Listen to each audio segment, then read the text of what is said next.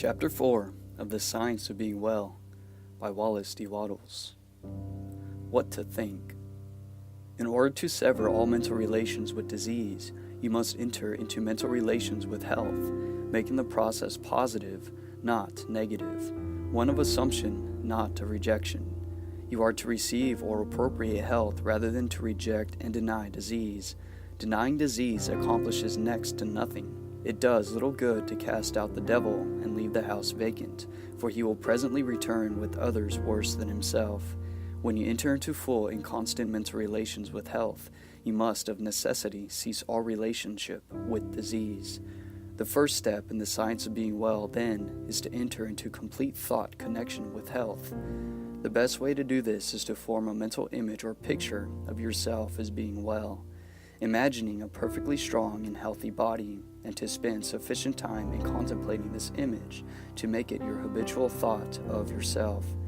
This is not so easy as it sounds. It necessitates the taking of considerable time for meditation, and not all persons have the imaging faculty well enough developed to form a distinct mental picture of themselves in a perfect or idealized body. It is much easier, as in the science of getting rich, to form a mental image of the thing one wants to have, for we have seen these things or their counterparts and know how they look. We can picture them very easily from memory, but if we have never seen ourselves in a perfect body, a clear mental image is hard to form. It is not necessary or essential, however, to have a clear mental image of yourself as you wish to be. It is only essential to form a conception of perfect health and to relate yourself with it. This conception of health is not a mental picture of a particular thing. It is an understanding of health and carries with it the idea of perfect functioning in every part and organ. You may try to picture yourself as perfect in physique. That helps, and you must think of yourself as doing everything in the manner of a perfectly strong and healthy person. You can picture yourself as walking down the street with an erect body and a vigorous stride. You can picture yourself as doing your day's work easily and with surplus vigor, never tired or weak. You can picture in your mind how all things would be done by a person full of health and power, and you can make yourself the central figure in the picture, doing things in just that way. Never think of the ways in which weak or sickly people do things. Think always of the way strong people do things. Spend your leisure time in thinking about the strong way until you have a good conception of it, and always think of yourself in connection with the strong way of doing things.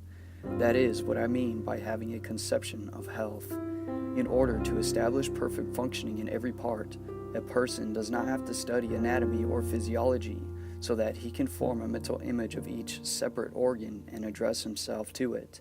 He does not have to treat his liver, his kidney, his stomach, or his heart. There is one principle of health in a human being, which has control over all the involuntary functions of his life, and the thought of perfect health impressed upon this principle will reach every part and organ. A person's liver is not controlled by a liver principle, his stomach by a digestive principle, and so on. The principle of health is one. The less you go into the detailed study of physiology, the better for you. Our knowledge of this science is very imperfect and leads to imperfect thought. Imperfect thought causes imperfect functioning, which is disease. Let me illustrate. Until quite recently, physiology fixed 10 days as the extreme limit of a human being's endurance without food. It is considered that only in exceptional cases could a person survive a longer fast. So the impression became universally disseminated that one who was deprived of food must die in from 5 to 10 days, and numbers of people, when cut off from food by shipwreck, accident, or famine, did die within this period. But the performances of Dr. Towne, the 40-day faster, and the writings of Dr. Dewey and others on the fasting cure, together with the experiments of numberless people who have fasted from 40 to 60 days, have shown that the human's ability to live without food is vastly greater than had been supposed. Any person, properly educated, can fast from 20 to 40 days with little loss in weight, and often with no apparent loss of strength at all. The people who starved to death in 10 days or less did so because they believed that death was inevitable. An erroneous physiology had given them a wrong thought about themselves. When a person is deprived of food, he will die in from 10 to 50 days, according to the way he has been taught, or, in other words, according to the way he thinks about it. So you see that an erroneous physiology can work very mischievous results. No science of being well can be founded on current physiology. It is not sufficiently exact in its knowledge. With all its pretensions, comparatively little is really known as to the interior workings and processes of the body. It is not known just how food is digested. It is not known just what part food plays, if any, in the generation of force. It is not known exactly what the liver, spleen, and pancreas are for, and what part their secretions play in the chemistry of assimilation. On all these and most other points we theorize, but we do not really know. When a person begins to study physiology, he enters a domain of theory and disputation. He comes among conflicting opinions, and he is bound to form mistaken ideas concerning himself. These mistaken ideas lead to the thinking of wrong thoughts, and this leads to perverted functioning and disease. All that the most perfect knowledge of physiology could do for a person would be to enable him to think only thoughts of perfect health, and to eat, drink, breathe, and sleep in a perfectly healthy way. And this, as we shall show, he can do without studying physiology at all. This, for the most part, is true of all hygiene. There are certain fundamental propositions which we should know, and these will be explained in later chapters. But aside from these propositions, ignore physiology and hygiene. They tend to fill your mind with thoughts of imperfect conditions, and these thoughts will produce the imperfect conditions in your own body. You cannot study any science which recognizes disease if you are to think nothing but health. Drop all investigation as to your present condition, its causes or possible results, and set yourself to the work of forming a conception of health. Think about health and the possibilities of health, of the work that may be done and the pleasures that may be enjoyed in a condition of perfect health. Then make this conception your guide in thinking of yourself. Refuse to entertain for an instant any thought of yourself which is not in harmony with it.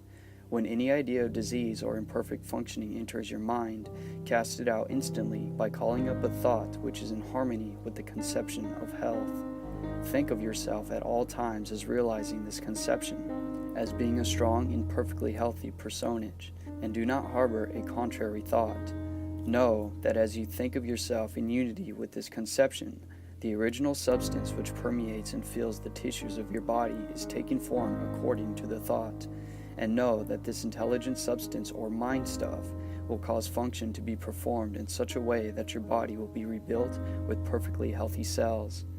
The intelligent substance from which all things are made permeates and penetrates all things, and so it is in and through your body. It moves according to its thoughts, and so if you hold only the thoughts of perfectly healthy function, it will cause the movements of perfectly healthy function within you. Hold with persistence to the thought of perfect health in relation to yourself. Do not permit yourself to think in any other way. Hold this thought with perfect faith that it is the fact, the truth. It is the truth so far as your mental body is concerned. You have a mind body and a physical body. The mind body takes form just as you think of yourself, and any thought which you hold continuously is made visible by the transformation of the physical body into its image. Implanting the thought of perfect functioning in the mind body will, in due time, cause perfect functioning in the physical body. The transformation of the physical body into the image of the idea held by the mind body is not accomplished instantaneously. We cannot transfigure our physical bodies at will as Jesus did. In the creation and recreation of forms, substance moves along the fixed lines of growth it has established, and the impression upon it of the health thought causes the healthy body to be built cell by cell. Holding only thoughts of perfect health will ultimately cause perfect functioning, and perfect functioning will, in due time, produce a perfectly healthy body. It may be as well to condense this chapter into a syllabus. Your physical body is permeated and filled with an intelligent substance, which forms a body of mind stuff. This mind stuff controls the functioning of your physical body. A thought of disease or of imperfect function impressed upon the mind stuff causes disease or imperfect functioning in the physical body. If you are diseased, it is because wrong thoughts have been impressions on this mind stuff. These may be of either your own thoughts or those of your parents. We begin life with many subconscious impressions, both right and wrong. But the natural tendency of all mind is towards health, and if no thoughts are held in the conscious mind save those of health, all internal functioning will come to be performed in a perfectly healthy manner. The power of nature within you is sufficient to overcome all hereditary impressions, and if you learn to control your thoughts so that you shall think only those of health, and if you will perform the voluntary functions of life in a perfectly healthy way, you can certainly be well. End of chapter 4.